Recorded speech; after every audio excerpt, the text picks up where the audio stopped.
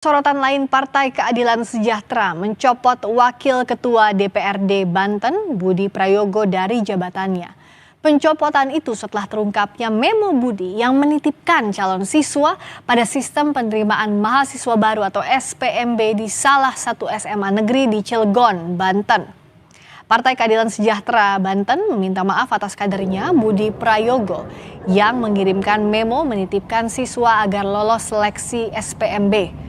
Ketua DPW PKS Banten, Gembong Sumedi, menyatakan partainya mengambil langkah tegas dengan memberikan sanksi terhadap kader-kader yang melakukan pelanggaran.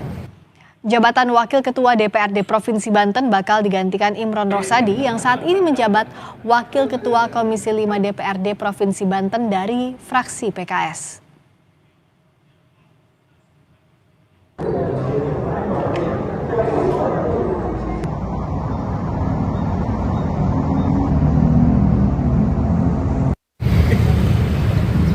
Dilakukan maka fraksi PKS DPRD Provinsi Banten memutuskan untuk merolling jabatan pimpinan DPRD dan yang semula Pak Budi Prayogo digantikan oleh Bapak Imron Rosadi sebagai Wakil Ketua DPRD. Terkait pencopotan dirinya sebagai Wakil Ketua DPRD Banten, Budi Prayogo menerima keputusan partainya. Budi mengakui menulis memo tersebut dengan alasan meneruskan aspirasi dari warga dan ia sama sekali tidak mengintervensi keputusan seleksi SPMB di sekolah. Ya seperti itu, seperti yang beredar itu. Jadi ada yang menitipkan sekolah? Iya, masih pengantar aja. Tidak ada intervensi juga? Nggak ada telepon kepala sekolah, nggak ada telepon ke dinas, nggak ada telepon ke siapapun. Murni permintaan masyarakatnya. Lalu bagaimana lengkapnya soal kasus siswa titipan di SPMB ini sehingga PKS mengambil langkah tegas mencopot salah satu kadernya? Kita akan tanyakan Ketua DPW PKS Banten, Gembong Sumedi. Selamat malam Pak Gembong. Selamat malam Mbak. Saya mau tanya dulu, jadi sebenarnya kronologinya seperti apa? Temuannya itu memonya isinya apa detailnya Pak? Ya, memonya sih sebetulnya meminta agar anak ataupun calon siswa yang diusulkan itu bisa dibantu dan diterima. Kira-kira begitu saja. Isi memonya tidak terlalu banyak. Calon siswa itu siapanya Pak Budi?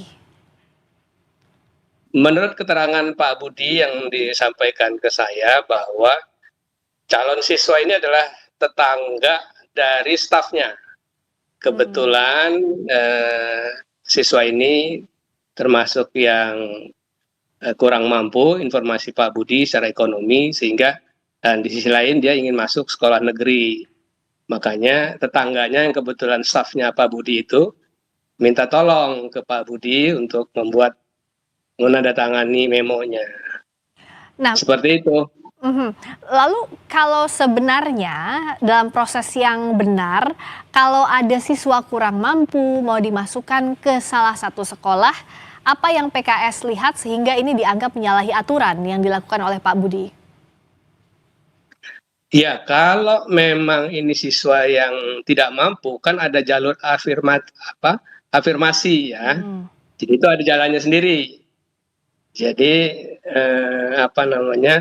tidak perlu pakai nitip-nitip begitulah gitu ya. Jadi kalau memang dia keluarga tidak mampu, tempuh saja jalur afirmasi. Kan itu ada posisi afirmasi dibuka di situ. Ini kan jadi ramai memang karena tidak ada jalur rekomendasi begitu ya Pak Gembong ya, yang ada afirmasi kalaupun tidak mampu. Rekomendasi itu tidak ada sama sekali ya jalurnya? Tidak ada, dan jauh-jauh hari Pak Gubernur juga sampaikan bahwa dalam SPMB ini tidak boleh ada cawe-cawe dari siapapun begitu kan, tegas Pak Gubernur sampaikan. Dan kita sebagai partai pengusung Pak Gubernur tentunya juga menghormati kebijakan Pak Gubernur begitu. Sehingga ketika ada salah satu pejabat publik kita yang melakukan hal seperti itu, ya tentunya partai harus mengambil sikap yang tegas, kira-kira begitu, Mbak. Jadi bisakah dikatakan bahwa memang PKS Banten melihat memo yang dikirimkan Pak Budi dengan disertai seperti yang kita lihat di gambar ya, ada kartu namanya. Meskipun Pak Budi bilang itu bukan intervensi karena tidak nelfon kepala sekolahnya, tapi bisa dikatakan itu bentuk intervensi. Iya, itu menjadi salah satu bentuk intervensi. Biasanya kan kepala sekolah ketika melihat memo dari siapa, ada tanda tangan, ada stempel, wah ini seolah-olah kan resmi begitu ya. Jadi ya ini yang khawatir penilaiannya jadi tidak fair begitu.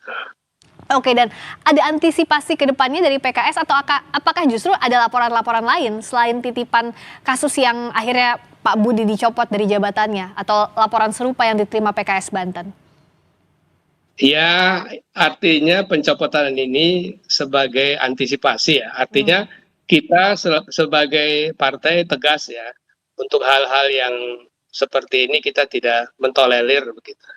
Gitu, Mbak. Ada imbauan lain atau ada penegasan yang disampaikan juga terhadap kader terhadap hal ini, Pak Gembong?